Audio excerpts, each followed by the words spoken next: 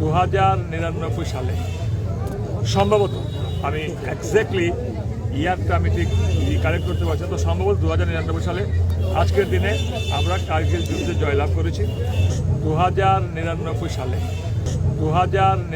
সালে সম্ভবত, আমি এক্স্যাক্টলি ইয়ারটা আমি ঠিক কালেক্ট করতে পারছি না, তো সম্ভবত 2099 সালে আজকের দিনে আমরা কার্গিল যুদ্ধে জয়লাভ করেছি।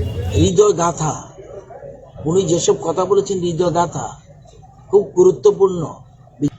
আমরা যে এতক্ষণ ধৈর্য সহকারে উনি শুনেছি, জিনিয়াস ওয়ান, এত সুন্দর জিনিস, এত বড় সংগঠনের দায়িত্ব পেয়েছে, এই জন্য উনি পেয়েছে এরকম জিনিয়াস ওয়ান। এরকম কল্পনা করা যায় না কোন রাজনৈতিক দলের মধ্যে, মানে বিজেপি ছাড়া অন্য কোনো রাজনৈতিক দলের মধ্যে এমন প্রতিভা ব্যক্তিত্ব আছে কিনা আমার সন্দেহ হয়।